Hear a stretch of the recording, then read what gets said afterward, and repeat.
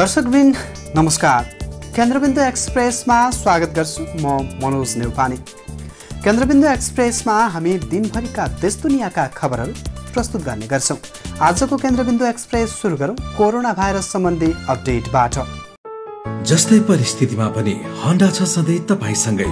त्यसैले अब होन्डा हुनेछ तपाईसँग मात्र 1 रुपैयाँको डाउन पेमेन्ट वा 1 रुपैयाँको EMI वा 1% इन्ट्रेस्ट रेटमा। थप जानकारीका लागि यी नम्बरमा कल गर्नुहोस् वा माथि दिएको लिंक क्लिक गर्नुहोस्।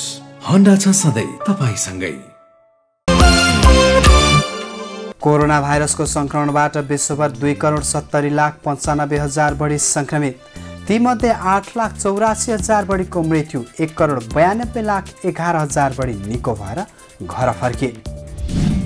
विश्वभर संक्रमित हुने भन्दा निको हुनेको संख्या धेरै। संक्रमित मध्ये 1% अर्थात् 60,150 जना भने गम्भीर अवस्थामा। आज 980 जना थपिएसँगै नेपालमा कोरोना संक्रमितको संख्या 46,257 पुग्यो। त्यसमध्ये उपत्यकामा मात्रै 354 जना नयाँ संक्रमित थपिए। आज थपिएका मध्ये काठमाडौँमा 290 जना, भक्तपुरमा 32 र ललितपुरमा 32 कोरोना संक्रमित। यो सँगै उपत्यकामा कुल संक्रमितको संख्या 8,954 पुग्यो। देशभर सक्रिय संक्रमितको संख्या 17,027 जना, जसमध्ये होम आइसोलेसनमा 7,826 र संस्थागत आइसोलेसनमा 9,201 जना।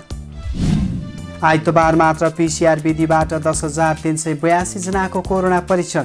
आजसम्म PCR विधिबाट कुल 7,68,345 जनाको परीक्षण सम्पन्न। पछिल्लो 24 घण्टामा निको हुनेको संख्या आजसम्मकै धेरै 1,814 जना। हालसम्म कोरोनाबाट निको हुनेको संख्या 28,941 पुग्यो। पछिल्लो 24 घण्टामा कोरोना संक्रमणबाट 9 जनाको मृत्यु। हालसम्म कुल मृत्यु हुनेको संख्या 289 जना पुग्यो। मृत्यु हुनेमा मोरङका 1 पुरुष 1 महिला गरी 2 जना, झापामा 1 जना महिला, पर्सामा 1 जना पुरुष, धनुषामा 1 पुरुष, काठमाडौँमा 3 जना पुरुष र चितवनमा 1 जना पुरुष रहेको स्वास्थ्य मन्त्रालयद्वारा जानकारी। गण्डकी प्रदेशका प्रहरी प्रमुख प्रहरी नायब महानिरीक्षक DIG घनश्याम अर्याललाई कोरोना संक्रमण। नेपाल प्रहरीको सशस्त्र गणमा कार्यरत प्रहरीमा कोरोना पुष्टि भएपछि कन्ट्र्याक्ट ट्रेसिङका आधारमा उनको स्वाब परीक्षण गर्दा रिपोर्ट पोजिटिभ आएको प्रदेश स्वास्थ्य निर्देशनालयद्वारा जानकारी। नेपाल मजदुर किसान पार्टीका सांसद प्रेम सुवाललाई कोरोना भाइरसको संक्रमण पुष्टि। उनको कन्ट्र्याक्ट ट्रेसिङ र ट्राभल हिस्ट्री लिने र उनको सम्पर्कमा आएका अन्य केही कार्यकर्ताको स्वाब सङ्कलन गरिने कार्य भइरहेको स्वास्थ्य कार्यालय भक्तपुरद्वारा जानकारी। गोर्खा अस्पतालमा मृत्यु भएकी महिलामा कोरोना संक्रमण रहेको पुष्टि। गोर्खा नगरपालिकाकी 76 वर्षीय महिलाको ICUमा उपचारकै क्रममा मृत्यु भएको गण्डकी प्रदेश स्वास्थ्य निर्देशनालयद्वारा जानकारी। कोभिड-19 को संक्रमण रोक्न अग्रभागमा खटिने प्रहरीमा कोरोना संक्रमण बढ्न थालेपछि प्रहरीद्वारा आफ्ना जनशक्तिका लागि आइसोलेसन तयार।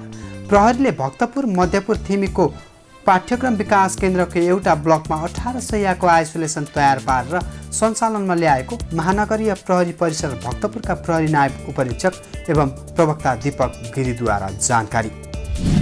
कोरोनाका बिमाको उपचारमा चाहिने प्लाज्मा थेरापीका लागि आवश्यक प्लाज्मा डोनेसनलाई प्रोत्साहन गर्न चौतारी नेपालद्वारा नेपाल चिकित्सक सङ्घ र लायन्स क्लबसँग सहकार्य गरी देशव्यापी रूपमा कोभिड विनर अवार्ड अभियान सुरु गरिएको नेपाल चिकित्सक सङ्घ प्रदेश 7 का संयोजक डाक्टर प्रमेत जोशीद्वारा जानकारी।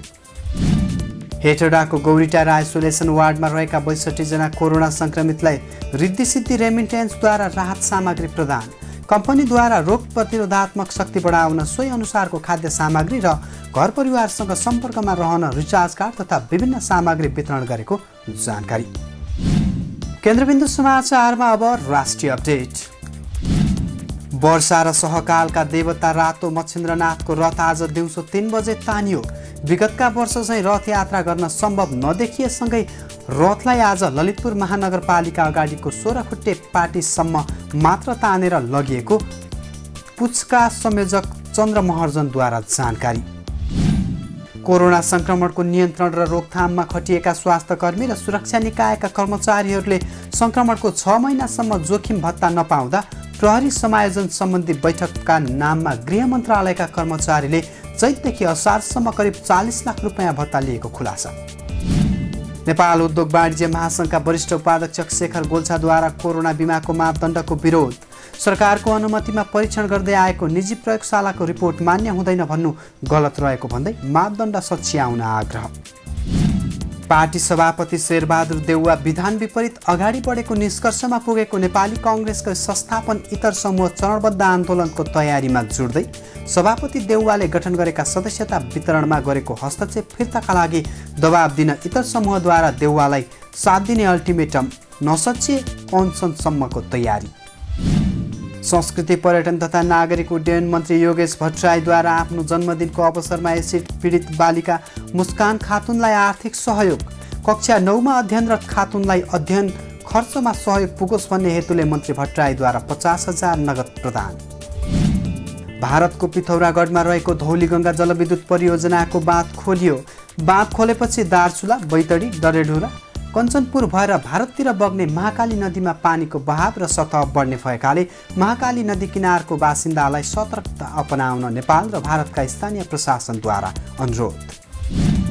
मनाङमा रहेको एकमात्र जिल्ला अस्पतालमा 2 महिना अघि पुगेको भेन्टिलेटर चलाउने जनशक्ति नहुँदा सेवा सञ्चालनमा समस्या। जिल्लामा 1 जना मात्र डाक्टर हुँदा जनशक्ति अभावले सेवा प्रभावमा समस्या भएको अस्पतालका डाक्टर सन्तोष अधिकारीको गुनासो। नेपाली बजारमा आइतबार सुनको मूल्यमा सामान्य गिरावट। आइतबार 300 रुपियाँ घटेर 96,100 रुपियाँमा कारोबार भएको नेपाल सुनचाँदी व्यवसायी महासङ्घद्वारा जानकारी। कोरोना भाइरस संक्रमणको त्रासका कारण भारतबाट आफ्नो गाउँठाउँ फर्किएका नेपालीहरू पुनः भारततर्फ फर्कँदै गाउँमा ऋण व्यवसाय रोजगारी केही पनि नपाएपछि हजारौं नेपालीको यात्रा फेरि छिमेकी मुलुक भारततर्फ। करिब 41 करोड रुपियाँ खर्चिएर तरकारी बजार निर्माण गर्न बागमती प्रदेशको कृषि विकास निर्देशनालय र हेटौडा उपमहानगरपालिका बीच सम्झौता। हेटौडा 11 थाना फर्याङमा 2 बिघा क्षेत्रफलमा प्रादेशिक तरकारी तथा फलफुल थोक बजारका लागि प्रदेशले 70% र हेटौडा उपमहानगरपालिकाले 30% लगानी गर्ने। प्रहरीद्वारा 14 वर्षीय बालिका अपहरण गरेको आरोपमा 2वटा एम्बुलेन्स सहित 3 जना पक्राउ पर्नेमा मोरङ पथरी शनिश्चरी 8 का 21 वर्षीय सुजन रण पहेली, पथरी शनिश्चरी 6 का 22 वर्षीय रमण आचार्य र मोरङ सुनवर्षीका 36 वर्षीय पूर्णबहादुर तामाङ।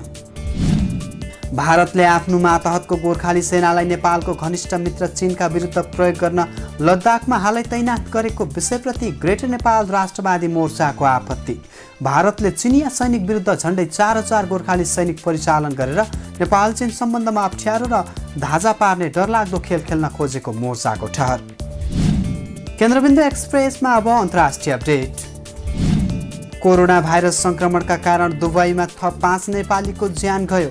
यो सँगै हालसम्म विदेशका विभिन्न 16 देशमा संक्रमणका कारण मृत्यु हुने नेपालीको संख्या 200 पुगेको गैर आवासीय नेपाली सङ्घ NRNA अन्तर्गतको स्वास्थ्य समितिद्वारा जानकारी।